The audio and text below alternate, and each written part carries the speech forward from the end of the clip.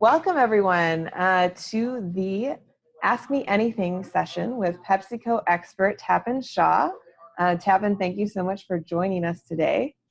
Thank you for having me. So this is our first of a monthly series in which we will be bringing PepsiCo experts to you to help answer your business questions. And this is specifically part of PepsiCo's WomanMade initiative, helping women business owners start and grow their companies. So today we have Tapan Shah joining us, and Tapan is a principal with PepsiCo Ventures Group. Prior to joining PepsiCo, Tapan was director at AccelFoods, where he guided marketing strategy for the fund and for its portfolio companies. And he was active in helping the fund source investment opportunities. He started his career at Glaceau and went on to marketing and leadership roles at Campbell Soup Company and Energy Kitchen. And so Tapan, would you like to give a brief intro of yourself and what you do at PepsiCo Ventures? Sure. Thank you for having me. Hello, everyone. So our role at the PepsiCo Ventures Group is to be the investment arm for PepsiCo on a global scale. So we, as PepsiCo, obviously we make a lot of beverages and snacks, but we are also thinking about the future of the organization. And ultimately, that task goes in a lot of different areas. It could be a product innovation. It could be through mergers and acquisitions activity. For example, we in the last year plus have acquired Bear Snacks, Health Warrior, the Chia Seed Company, and we've also on a much bigger scale acquired SodaStream for over $3 billion. Our team acts like other venture capital firms in the packaged food and beverage space. We are making minority investments in innovative early stage brands and investing in founders that reflect kind of what we believe to be the future and what would be a really positive future, hopefully for PepsiCo and people bringing new innovation to the table. We look to partner with brands in a hands-on way. We want to be active. We have, lots of funds have lots of different resources. The resources at PepsiCo are fundamentally different, but they're on a large scale. We want to bring those positive resources to these early stage entrepreneurs that we partner with to help them grow their business, much like a fund. Wonderful, Tapan. And I'd like to invite everyone in the webinar here to join us in the chat section. Let us know where you're tuning in from and what kind of company you have. And throughout the discussion today, feel free to drop in your questions there for Tapan, and we will get to them as we go through it. Awesome. Okay, so we wanted to start out, Tapan, today with your investing role at PepsiCo. Because we know this is a question that a lot of female founders have is, how can I get funding for my company and my idea? How do I get started? How do I even reach investors? So Tapan, when you're looking at a company, what do you look for when you're deciding whether to invest? It's a great question. It's a hard question because I don't think that there's any smoking gun on what we expect to see from an innovative early stage company. I'll start at a more macro level. I look at when you're making early stage and when you're doing early stage investing, you're looking at the business and the brand and the product equally as much as you're looking at the founder. And ultimately, I'm looking for the people I want to work with because ultimately, I look at it. My joke is this is we're getting married, we're getting hitched in some way, shape, or form. And so, are you the type of person that I want to back? Right? I'm attaching my name internally at PepsiCo, right? My reputation to you, and do I want to back you? So, are you collaborative? Being collaborative with your investors or any of your partners. It might be retailers, it might be distributors. I want people who are going to be collaborative. Are you inquisitive? Ask questions. Don't be afraid. Entrepreneurship, I respect entrepreneurs because they're not afraid, but you can't be timid in any way, shape, or form. Do you know your numbers? That to me is it sounds elementary, but there's the basics of your business. Do you know your top line? Do you know your bottom line? That's easy stuff. What about your gross margin? When you're calculating your gross margin, are you calculating your freight costs above the line or below the line? Because there's different perspectives. Our perspective on where those line items should be could positively or negatively affect your gross margin. So I want people who understand their business. On a product side, this is a bit of a loaded answer, but it's generally speaking, we're a huge company where we operate across beverages, which I guess is pretty easy, right? Something that's liquid that you drink out of a bottle in some way, shape, or form, or it comes out of a fountain. And we operate in snacks. But in 2019 and beyond, 2018, snacking is a lot of different stuff, and ultimately, snacking can be defined by a whole slew of different things. So, we want people who are just doing interesting stuff and that kind of fit the mold of who we want to invest in. That is a great answer and very thorough. I'm thinking when you're talking about from the PepsiCo food experience, you've got so many things in your portfolio already. Do you invest in ones that could be potential competitors, or how do you see someone coming to you with an idea that's very similar to something you might already have in your portfolio? I think that to some extent, when you're talking snacking, everything is a competitor, right? Yes, there's potato chips, right? We're the biggest and baddest in potato chips, and corn chips, and cheese, and cheese puffs, and popcorn, and there's a huge things, right? But ultimately, there's a lot of people, a lot of founders that are doing things that are interesting. Are you bringing a new form? Are you using ingredients and bringing different ingredients and bringing them to a similar form? That's interesting. I think that where many founders do kind of run a bit of a risk is when they go in with, I'll make it up, a potato chip or an iced tea, and they say, oh, you should invest in me because this one tastes better, right? Don't make things about purely subjective opinions, right? Make things about real tangible differentiators that you can anchor your brand to. Like I said, doing something unique with an ingredient, doing something unique. It doesn't necessarily even have to be about the food. Doing something unique with the packaging, doing something unique from your consumer approach and how you're targeting consumers and building communities and doing different things like that. What is the unique leg for you that you can stand on? Because there is no such thing as a unique leg of mine tastes better, because that is a purely subjective matter. Yeah, that's a very good point. We have a question here from Amy Gross, which is, how much traction are you looking for versus the concept and IP? It depends. I think that if the closer in you get to what we do at PepsiCo, more broadly speaking, the higher the threshold. Again, in theory, there's always going to be exceptions. My caveat here is nothing here is hard and fast for everybody. There's no hard and fast rules, at least for how our group is run. And how we run kind of our process for looking at deals. But I would generally say the closer in you are to what we do, the higher the threshold of successes. And I think that I want to make sure that you all understand and keep in mind the value of what is truly valuable. And there's the concept that I believe in, which is deeper, not wider. Too many entrepreneurs will say, oh, I'm in X, Y, and Z retailer, make it up, right? I don't care who it is. I'm in 10,000 doors. I'm in 5,000 doors. And then I pull your data because I have access to lots of data. I'm at PepsiCo, and I see that's great that you're in a lot of doors, so you have a lot of revenue because you have a good initial orders, but your velocities are like below the median, or they're average at best.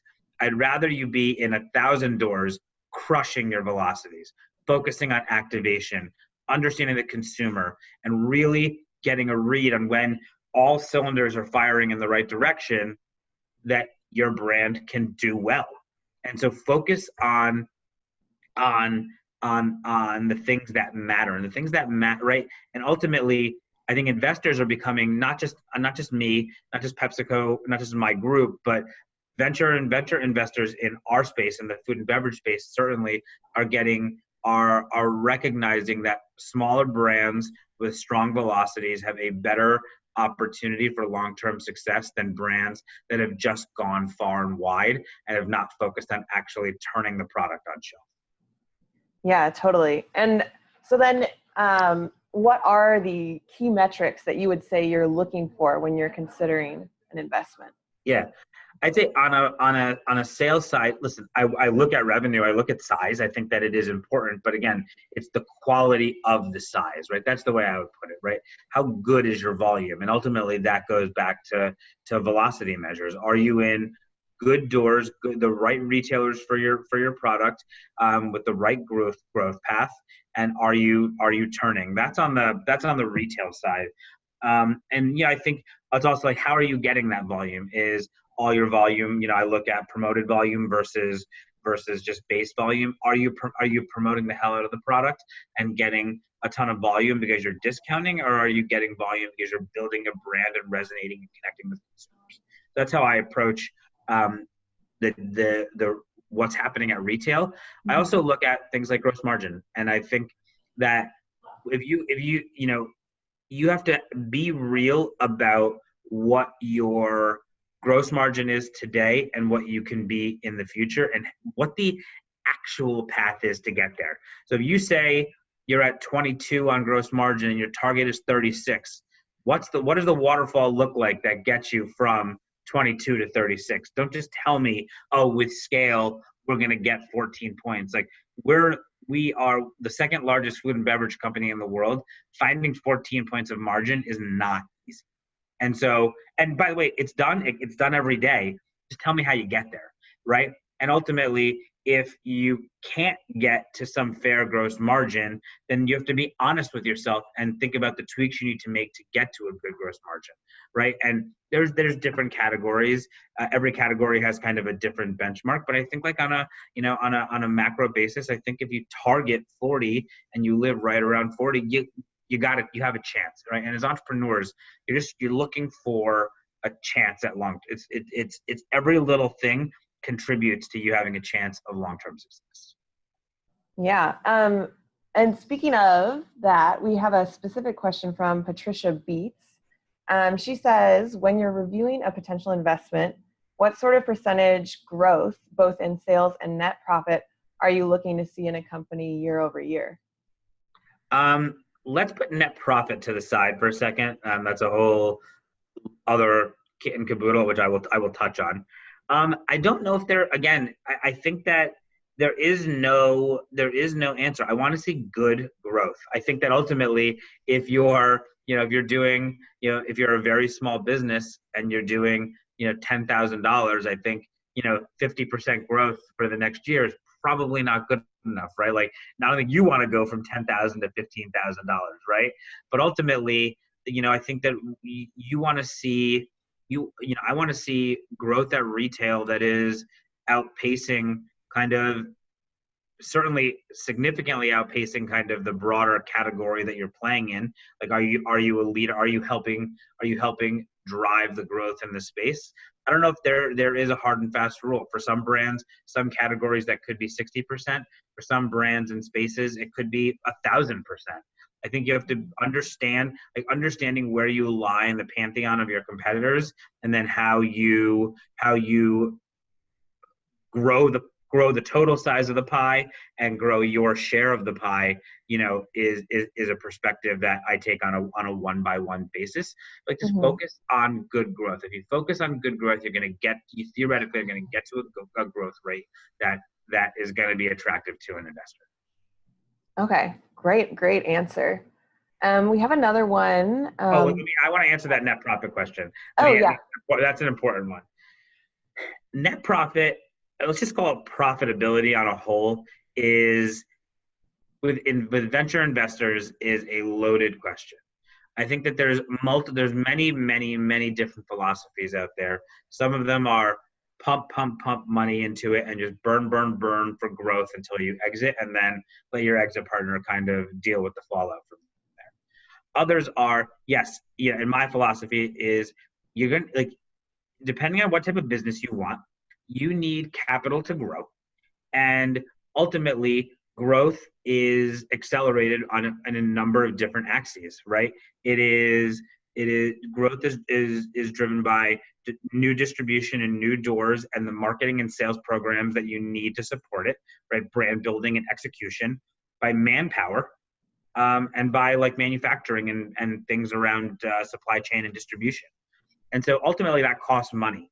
And so profitability, right, and the whole concept of burn is profitability ultimately will catch up with the burn, so that you cross those two lines, and ultimately your burn goes away and you start turning a profit. And just be smart about it, right? Like, I don't think, I was recently looking at a company that I'm interested in. They're doing an amount of money. Their revenue was really good, but they had like 60 employees, and we're like, okay, this is like not sustainable, because like, what are 60 people doing that, I don't know, 50 people can't do, right? Mm-hmm. At your size, frankly, at their size, that company should have been 20 people, but like, wow. let's start. And ultimately is like, be smart about the growth, manage your burn, or manage your costs. I don't want to, burn is a really negative word. Let's manage your costs, right? And grow. And when you get investors in, have a plan for what you do with the money to drive the growth in a smart, brand building, consumer connecting way. Mm-hmm. And minimize the burn. Don't just like spend money willy-nilly just because you got $5 million in the bank. Yeah, great point. And that intersection of burn to profitability is really important. So when you are looking at that, do you see a kind of a common run rate that people come to you with? Like, no, you need this before X no, date? Or? I don't. I see, we have the flexibility in our group to where we don't have a defined check size in particular that we need to put out there. I can write a check as small as, the low 7 figures, meaning like $1.5 million, $2 million. I can also write checks that are much larger with the right opportunity. Now, I'm within PepsiCo. I have different approvals for everything, and kind of how many people would be involved. But ultimately, for the right opportunity for PepsiCo, we have a lot of leeway to make the right. Great. Okay, so going back, let's see here. We've got James McKay with a question. I run a foodie tourism startup. How do you look at food tech startups? And as an addendum, we also plan to focus on giving exposure to CPG companies. I guess I'd love to understand, James, what that addendum means. I think that we do look at food tech. I think food tech, and this is personal opinion, not speaking for PepsiCo. I think food tech is a term that has been used incredibly loosely. We will define food tech less on the food side, right? So think of the plant-based meats and things like that, and more on the physical hard goods technology side. So things that relate to technology in the food world. Hard technology. That's just how we look at it, right? We bought SodaStream as an example. But we're looking even more beyond that. Ultimately, like, I think that food tourism is a huge growing space. One of my business school classmates started something in Durham, North Carolina, Durham and Chapel Hill area, basically doing like foodie tours, and has done really well for herself. I think her and a partner have they're running, multiple tours weekly, sold out all the time. I think that's really, really interesting. I wouldn't necessarily call it food tech. I think food tech is, a lot of food tech definitions have also gone to things that are done over the internet, right? I think that ultimately, I think ultimately we're interested in a lot of different spaces. That particular, space might not be for us, but that doesn't mean there's not a good investor for you out there. Ultimately, we are a CPG company investing in kind of CPG and ancillary kind of technologies that relate to that. But there's a lot of people that are looking for good businesses. And I think a lot of what I've tried to hit on without using these words is we're looking for good businesses. And investors on a whole are looking for good businesses. If you have a good business that is that has growth, that can, whether it's at retail or in your case, can be replicated, let's just say, in other cities and other markets, like there's somebody out there who wants to partner with you and invest in you. But make sure it's a good business. Got it. Yes, that is definitely, core. Okay, so when people are trying to get in contact with you, just wondering, how is it best to go about that? Do you read cold emails, or how can people get in touch with investors? I read cold emails all the time, and one of the first investments I ever made in my life was a company that doesn't exist anymore, but they were doing something revolutionary. In 2013, our team at AccelFoods got a cold email from the guys at a company called Glaceau. They were making cricket protein bars, so protein bars with cricket protein, and that was the second investment we ever made out of our first fund we ever had. I think that ultimately that goes back to one of my earlier comments, like be aggressive, put yourself out there. I've seen it from the early stage fund side. Like there's so much good stuff out there. No matter what anybody tells you, it's impossible for anybody in our space to know everything. So if I don't know who you are, I'd love to meet you. Great. And yes, we love cold emails as well, and cold posts in the collaborate section of the WomanMade community. Feel free to reach out there, and Team Alice and Team PepsiCo will be able to help you as well. Okay, so Tapan, are there any obvious red flags that tell you that a company is not ready for investment when you're talking to them? I think there's a few. Yeah, like I think clear vision, right? Not just who you are today, but who do you want to be tomorrow. Like if you lack a clear vision, you can't give that state. The concept of an elevator pitch, by the way, is like, I think people should take it to heart. Like there's nothing, I'm in the food space. There's nothing that can't be said that somebody takes 3 minutes to say, they can't say in 30 seconds. Nothing. I make a product that's made out of this ingredient and it's unique because we do this. I don't know, something like that, right? So I think anybody who lacks a clear vision is certainly a red flag. I said it earlier. If you don't know your numbers, to me, that's just like a fundamental failure of business management 101. And I don't care what industry you're in. Every investor in the world is going to say the same, is going to say that, right? And their definition of that might be different, but that's like pretty generic. Like you should know your numbers inside and out. Like there's too many times where an entrepreneur will send me a P&L, and then we'll get into a Q&A, and within 30 seconds, I'll already know more about their P&L than they will. When you drop it, I don't know why that's there. Well, you built it, right? Like if I'm asking you a question, well, I don't know why that's there. Well, you're the one who built this P&L. You're the one who built the model, the budget, whatever it may be. If you don't know, then nobody's going to know because you're the one who built it, right? So it's really like own that part of your business.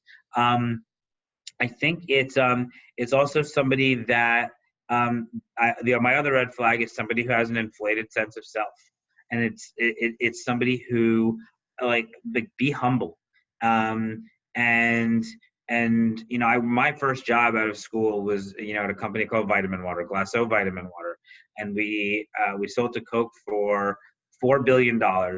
And it was the greatest experience of my life. I thought that's what every company in our world did. It's my first job out of college. I go there. 5 years later, we sell to Coke for billions of dollars. And I'm like, oh, that's what everybody does. That happens every week, right? Obviously, that's not the case. But as intense as our founders, Mike Rapoli and Darius Bykoff, were, Rohan Oza, who's on Shark Tank, was our CMO, right? Those guys, like as confident as they were, like they ask questions all the time, every day. They pushed us to be better every day. They talked about the success of, it was a very open discussion of the success of the company wasn't because they're the most brilliant people in the world, though they are brilliant people. It was that we had a team of people working together. Like, be humble and know that you can't do it on your own and that you don't know everything.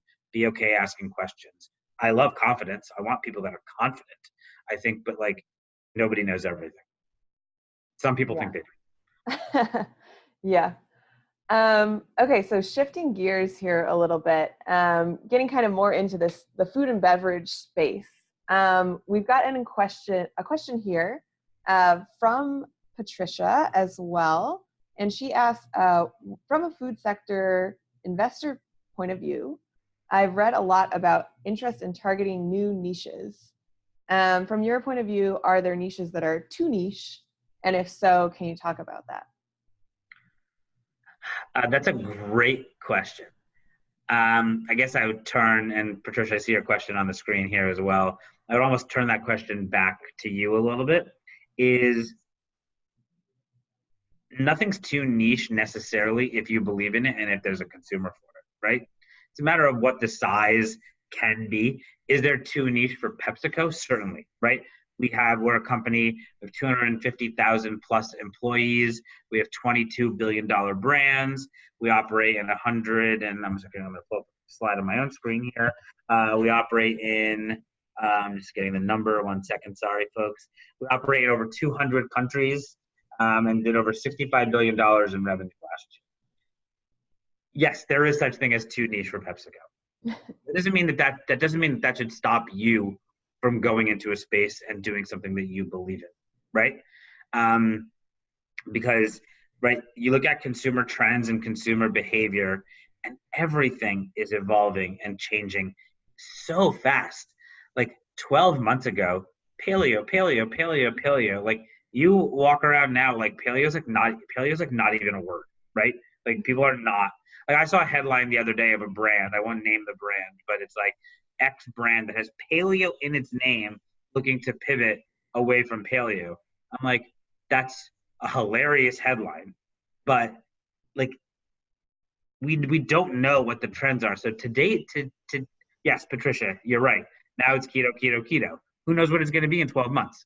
And so, who knows what tomorrow's like trend is going to be? I would look at it differently. I would look at, if you look at paleo, you look at keto, things like that. Like, isn't keto just a different word for like Atkins, right? Like, or a version of Atkins, just a different word, right? It didn't have a guy's name attached to it, right? You look at it, look at everything you're doing, look at any niche from a consumer behavior standpoint. Is it meeting any sort of consumer trends? By the way, not all consumer trends are healthy. Like, indulgence is also growing. People don't want to recognize that, but like, we all like a little sweet treat. We just want maybe a better, cleaner version of a sweet treat. Like, indulgence is something, like, I think is the consumer, does it match kind of long-term trends in consumer behavior, but kind of fit into an acute area? Listen, is it niche? Sure. Is it something that you should automatically, because it's a niche, move yourself away from? Absolutely not. I think if you believe in it, it has an opportunity. That's a great point. And speaking on those trends, I was recently rewatching a Shark Tank episode where the founders pitching cookie dough sold in ready-to-eat servings in the store, and all the Shark Tank investors say, no, it's unhealthy, I don't believe in it. Have you noticed a trend in wellness and health, and does a product's perceived healthiness or unhealthiness weigh into your decision-making when you're investing? So quickly, that cookie dough brand, she lives in Connecticut. I actually just spoke at an event here in Connecticut where I live, and she was there, that founder from Shark Tank. Oh, that's funny. Yeah. This was like 2 weeks ago, by the way. Is there, the answer for me, for PepsiCo, the answer is yes, we are, right? Our stated goal as an organization is to ultimately have an increasing percentage of our portfolio annually come from lower sodium, lower sugar, lower fat, right? some combination, and we have like a internal formula, yada, yada, yada. But we are looking at better for you. Better for you is defined in lots of different ways, right? And to some extent, we have to thread the needle and kind of push the envelope even internally in PepsiCo is what does better for you mean? Because if you look at keto, for example, right, you're looking at a lot of high fat options.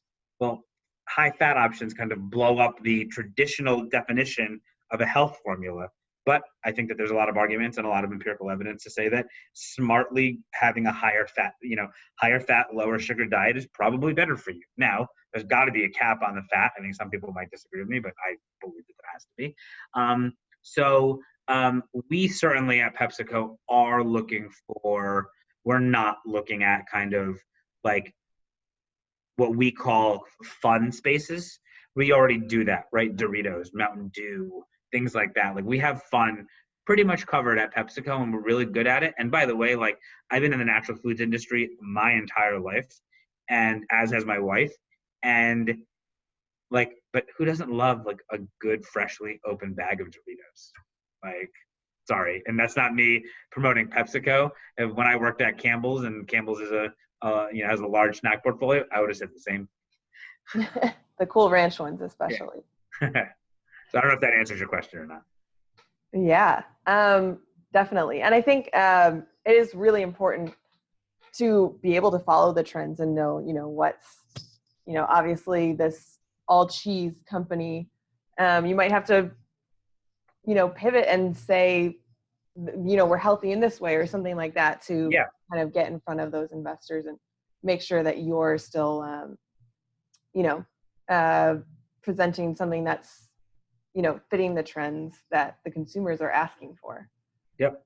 Okay, so shifting gears here a little bit to more of strategy.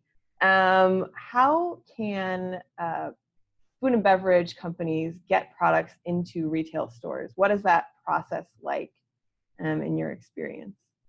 It's a great question. I would say that, being willing to pick up the phone and call people, going to different trade shows, right? And not even necessarily exhibiting, going to trade shows and being rogue. You have your backpack on I carry a backpack at every trade show, and I put product in it. Carry a backpack. Oh, you stare. Oh, that's the buyer from. I'm looking where people from. I saw somebody who's from Texas. Oh my God, that's the buyer from H-E-B or Central Market. Like, pull them aside. Hi, my name is so and so. I make this. I'd love to. Here's a sample. I'd love to talk to you. Right? Go be willing to knock down the doors and the walls. Don't expect everybody to come to you. It's just there's too much interesting good stuff out there for you to rely on that. I would just get yourself out there. Like I say to entrepreneurs all the time, go to like local community food events, right? Local retailers are there. And by the way, the places you should start are like, what are in your local market? I don't care if you're like in the country or you're in a city, like whatever your local like influencer market is. I'm not talking about the Whole Foods of the world. I'm talking about like a local 1 to 2 store, 3 store chain. Those are the places you should be starting. That's the best place to start. Farmers markets, great places to start. I think that's how people need to approach their business. Like it doesn't have to be 0 to 1,000 overnight. It can, right? And by the way, farmers markets and local markets are the best places to get feedback. Hey, I think you're using too much salt. Hey, this is a little too sweet. I don't love your packaging, but I love your product. You get the feedback, be willing to take the feedback, retrench, and then you can start going out to the world. But, retailers, investors, distributors, we all are, our world is trying to figure out what's next, and we have to go, turn over some rocks. And that might be, if you're in Atlanta, going to the DeKalb farmers market, or just going to the local farmers market, or whatever it is. If it's in New York, it's going to the Brooklyn Co-op, or going to Smorgasburg, whatever it may be. So start small, start where you get the feedback, and take it from there. That's great. And something we've also heard a lot from entrepreneurs in the WomanMade community is kind of the dichotomy of, when you're first getting a big order, how can you make sure that you're not overselling what you're actually able to deliver and getting yourself kind of in over your head before you're ready. 100%. Starting small. By the way, it's okay. I'll tell this to everybody on the phone. It's okay. Like, you might have a buyer from a makeup the retailer, Walmart, Kroger, Safeway, that just loves your product and comes to you when you're like in your nascent stages and is like, I want to bring you in right now. It's okay to say, I'm not ready. You'd much rather say, I'm not ready than say yes and then tank your business because you got too excited. Like, do it when you're ready. And by the way, have good advisors around you. Get people around you that know something about the industry. Any angle. Could be an investor, it could be a distributor, a sales expert, yada, yada, yada. But like, go and get people, like, trust, build a network of people around you that you can call and rely on. Great point. Going back to what you said about going to expos and trade shows, question here about, are they worth the cost, and how can you actually stand out compared to the big brands at those? I believe that some trade shows, I'm not going to use names here, some trade shows are definitely worth the time and the money. I think that there's also a lot of small shows, whether it's your distributor shows or different kind of like buyer shows, regional, local shows, lifestyle focused trade shows are also really valuable. But ultimately, if you start with like the big core trade shows in our space, I think that to some, when you're ready, they're worth it. They cost a lot of money. But I also believe if you're going to do a trade show, like, do it right. Like, don't cheap out. Make sure you have enough product and enough samples that you can give one out to anybody who wants one, because even if they're a buyer and they don't take you in, everybody in there is a potential consumer as well. And everybody in there is focused on food. And you go to Expo West, and I forgot what the number was last year, 80,000 people, 80,000 consumers that care about food that are at a trade show, for example. So I think that trade shows are worth it. I think just like do it effectively. Does your booth represent you and your brand well? Do you have your team there that can talk in an educated way about your business? And I think they can be worth it. I think if you take every trade show, you have to balance kind of how you spend your money. And early on, it's there's pluses and minuses. You can get your brand out there to influencers in the industry faster by going to a big trade show. But are you ready to drop like 50 grand on Expo West? I don't know. I don't know what your cash in the bank looks like and your budget looks like. But I will say, like, maybe starting small doesn't hurt. And going to local regional shows and being in your own territory is just a good way to get yourself out there. And like, again, it's another way to test your message, test your look, everything like that before you go big. Because ultimately, you go to Expo West and, like, yes, brands change all the time. Brands do rebrands, but like a perspective of your brand has been set when you go to a big trade show that you then will take work. Not impossible, not something you should avoid. It'll take work for you to pivot people to a new identity. Mm-hmm. Yeah, and I think something else you mentioned earlier, for people who maybe don't have the budget yet, is doing a trade show guerrilla style with the backpack and product and just going and... Yeah, I'm going to get in trouble because he's going to be online for me saying that. But like, I think that like just figuring out ways to get your product in the hands of decision makers. Like, think of it like that. I don't care where you go to do that. It might be a trade show. It might be, a distributor show, but like, just be crafty. Yeah. Okay, I've got a question here from Cindy Ball. She says she started her company selling custom blended dry tea products by the ounce, but she has some very popular flavors and wants to bottle some. So she's considering a new business plan of bottling to distribution. And she's wondering, how does one even start in that arena? Do you know of any kind of resources there? That's a great question. I don't want to just promote my friends. I am happy to pass some names on offline. There, I would go find, like, I would look up beverage co-packing manufacturers. The best place to start is a non-competitive beverage brand. Don't go to another tea company. Go to like a non-competitive beverage brand and ask them if they know any co-packer names. Like go. Like what I love about our space is it's actually really collaborative, even entrepreneur to entrepreneur, and people are willing to share information. I bet you there's some founders of RTDT companies that are willing to share it, but maybe there'll be less of them than other people in the beverage space. But go ask your fellow entrepreneurs, right? If you go to a show, hey, where do you guys manufacture? Oh, I manufacture at Ledestri in Pennsylvania. I manufacture at Aseptic Solutions in California, or whatever it may be. Like, those are real places, by the way. But and then there are co-packing experts out there. One of my dear closest friends in the industry, a guy named WomanMade, has a firm, and he helps very early stage brands source the right co-packer for them and what they're doing. And there's other people, besides Will, that do that. There's a lot of good resources. I would also recommend to everybody, like, get yourself on like the daily email lists for all the free stuff from the trade publications, right? The BevNets and the Project Noshes of the world, Food Navigator,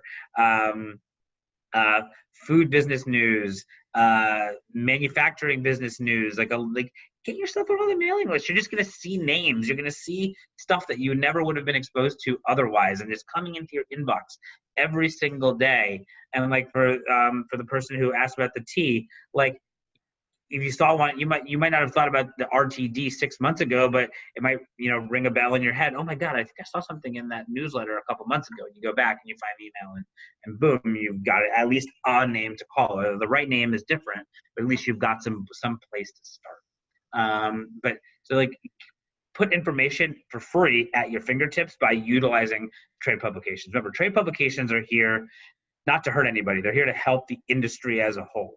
So they're not just covering the big brands who have a ton of financing. They're covering early stage brands that are getting new distribution at 100 retailers.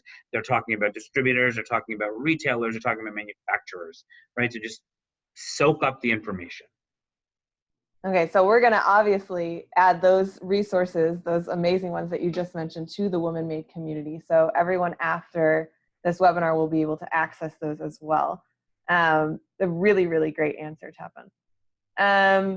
Okay, so talking about marketing and standing out and how do you get your product known, have you found in the food and beverage space that a certain percentage of budget should be spent on marketing, or how much brands might even need to spend to become a household name? I am reticent to tell anybody how much it should be, because I think that there's brands that spend a ton on marketing and it goes well. Brands spend a ton on marketing and it doesn't go well. And I bet you it's like an equal ratio. There's brands that don't spend enough on marketing and it still goes well because they really focus purely on retail execution.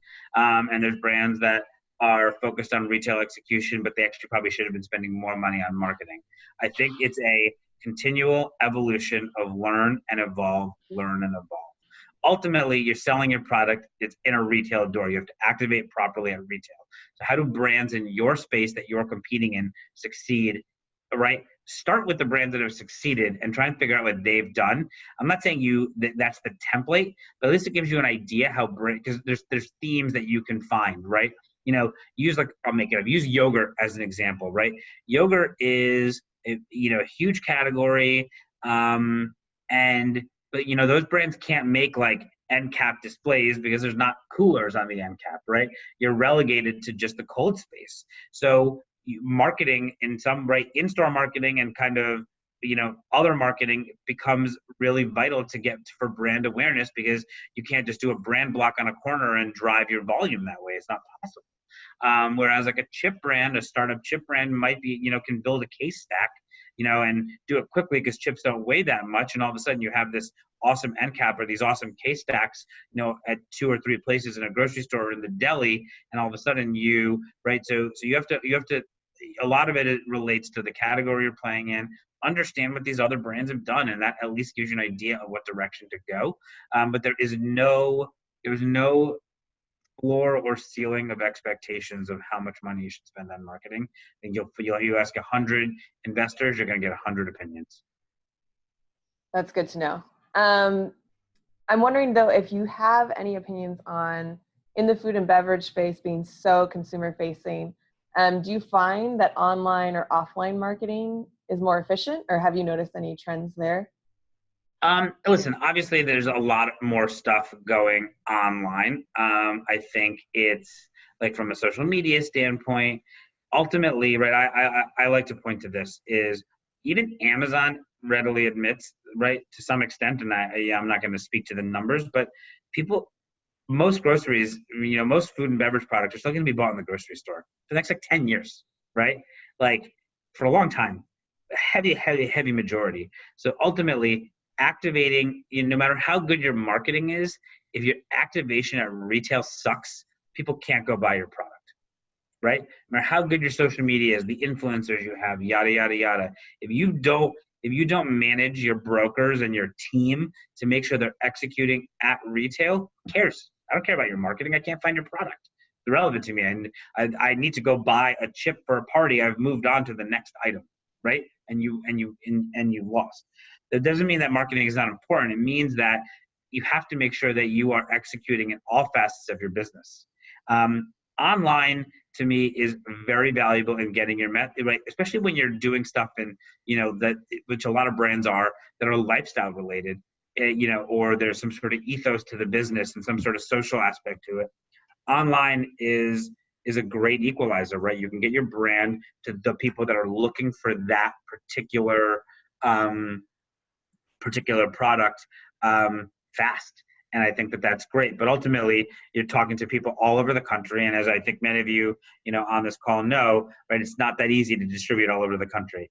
You look at like what the nut and allergen friendly community, right? They'll go to all corners of the earth to find products for their kids that their kids can eat that are not, that are allergen, just broadly speaking, call it allergen safe, allergen friendly.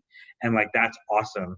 But ultimately, a lot of these products are really good and they want to grow beyond the allergen community. Well, you're going to do that by localizing and executing in at retailer, going to the next retailer, partnering on a local level, building community on a local level, and really building a brand as opposed to just targeting a disparate set of allergen friendly consumers, as an example. That is a great point. Let's see. I think we missed one here from Yamisi Awasan. Back to the point you were talking about earlier about free resources and publications there. She says, on the point of surrounding yourself with advisors, I found that most people I've met and want to have advise me want some sort of consultation fee. And mentorship has been one of the biggest challenges thus far for her in the industry. Do you think people should be paying to get advice and guidance from someone or mentor someone? So it's a great question. I think that if you're looking for somebody to be like a formal, everyday advisor to your business, I don't think it's unfair for them to ask for some level of compensation, whether an equity or some sort of financial thing, because you're trying to formalize the relationship. But like, there's a lot of great people in this industry that advise founders on one-off, right? They see each other at a trade show and they pull somebody aside for 15 minutes and they ask a series of questions, shoot an email, here and there, ask questions, much more informal advising. That's on the advice side. Anybody who's mentoring and asking for money for mentoring, like that's like the exact antithesis of the word mentoring, right? Isn't mentoring? Mentoring to me is meant to be a something that you do to help people who need, you want to do. You want to be a mentor. And there's a lot of great people in our industry. And I think if you just put yourself out there to just keep pounding the pavement and meeting people, lots of great people that would love to mentor founders and help out. And a lot of those times, those people end up becoming formal advisors or investors or things like that. But just keep pounding the pavement. And after this, in the coming days, I'll share with the Alice team a bunch of names of different kinds of mentor communities that some of you may know, you may not know of, but at least they're places that you can start calling. Who are the local mentors in your community, right? I like to highlight this one. I'm sure most of you have heard of Justin Gold from Justin's Nut Butter. He sold his company to Hormel for lots of money. Justin, he had an office in Boulder, and that office was open to founders in Boulder for years. I think I might still, I have no idea if it is or not, but it was open to founders from Boulder to just come to, and they could work there for free. And he always gave founders time. He's like the most genuine, good person. And like you look at communities in Boulder and in New York and in Los Angeles and in Austin and in Minneapolis. These are the and San Francisco. There's a ton of mentor. There's a ton of expertise, and a lot of those people want to help founders. That's awesome. And I would say also, obviously, on Alice, we have a lot of mentorship and advice Absolutely. resources in the WomanMade community. You can ask questions and get answers from PepsiCo experts, from other business owners like yourself who might have been there, done that, or are at a similar stage and maybe need to commiserate or anything as well on certain things. Let me see. From this community, by the way, we did have a question come in before this. And Christine Martin wrote, Dear Tapan, sorry, I am developing a series of dinner party kits for the 75th anniversary of the United Nations in 2020. And we'll donate a % of sales to UNICEF. I would love to collaborate with PepsiCo. What is the best way to get this unique opportunity in front of PepsiCo Ventures? Listen, I'm happy to. This is a small group. I'm happy, to have the Alice team share my email address with you guys. Like that's not.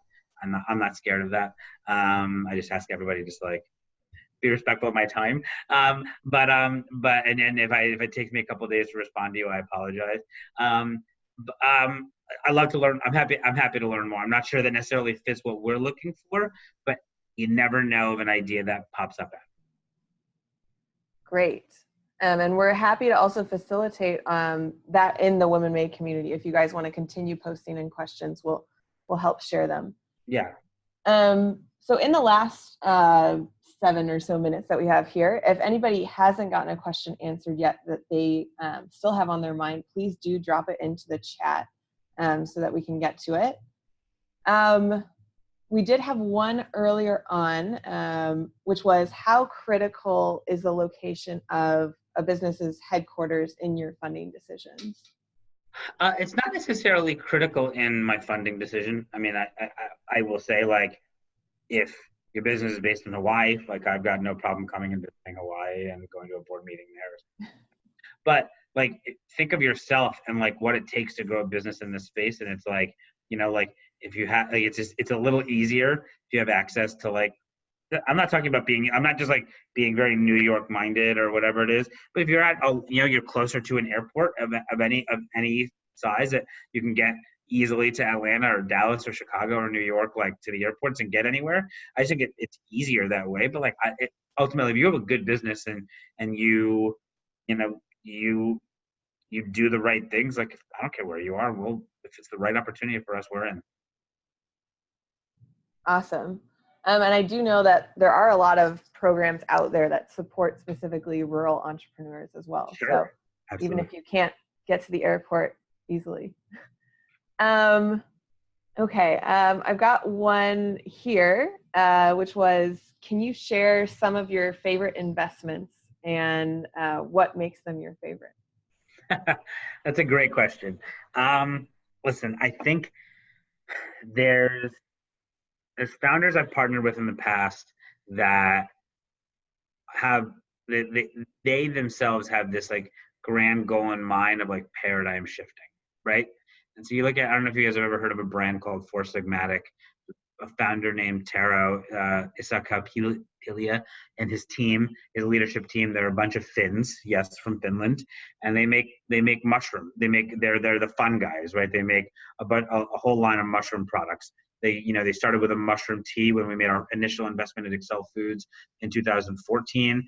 They've grown. The company is gangbusters, doing things like mushroom coffees and mushroom chocolate, all kinds of different things, highlighting the health and the benefits of these kind of medicinal mushrooms. And to me, Taro had this vision that we invested in as an early stage fund, and just watching it grow and watching his team just be exceptional is something that I look at myself and I say, at a very teeny tiny part, I was a teeny tiny part of it. I still am an investor to this day, and I love what they're doing. I think I look at a brand like an EXO, which the founders are no longer part of the company. Like I looked at what their vision was and kind of what I learned about sustainability from them, about what the pollution that bovine protein brings to the world, and the efficiency of cricket protein, and by the bioavailability and things of that nature. I thought what they were doing was amazing. America probably still isn't ready necessarily for edible insects on a grand scale. That I think they made a good run at it. I don't think we're ready for it, but I love that we as investors were willing to go and back something like that. So this is just a couple. There's many. Many. Those sound so cool. Speaking of cricket protein, are there any categories or white space opportunities that you see growing in the industry?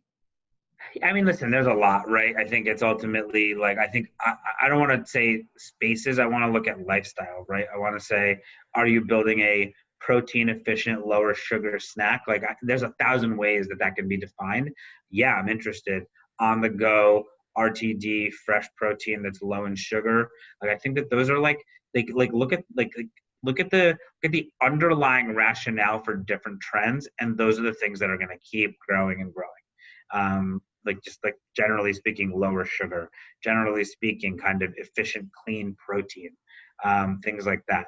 They're going to manifest themselves in a lot of different ways, but that's how I approach things. I'm not necessarily looking at a discrete space that's interesting and growing, because they come and they go. Yeah, that's definitely a good point. Awesome. Well, does anyone else have questions? If so, please pop them into the chat. We have time for just one more. Tapan, I'm wondering if you have advice on how to best take a new product to market. I know you talked earlier about getting into local distributors, and what does that kind of bird's eye view look like for launching a new product? Yeah, that's a great question.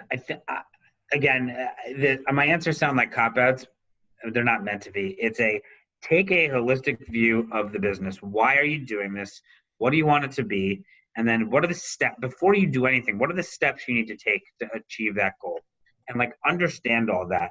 But don't be okay in the early stage, being iterative in your process. If you have a product that's 90% there, in most cases, go out to your local community, friends and family, and go and test it out and keep refining and evolving. Understand, right, that growth plan is important, because you'll understand what kind of capital you need and what kind of resources you need to grow. Understanding that and being honest with yourself and true to yourself from the beginning will be very, very valuable. Wonderful. Awesome. Well, I think that about wraps us up here. And thank you so much for your time today, Tapan. And it was just amazing getting to hear all of these insights from you. For everyone that joined us, thank you. And please go to the WomanMade community on helloalice.com to keep an eye out for next month's AMA with a PepsiCo expert, as well as get access to some of these resources that Tapan shared with us today that we'll be posting in the community. Thank you. Thank you, everybody. Thanks so much. Take care. Bye, everyone.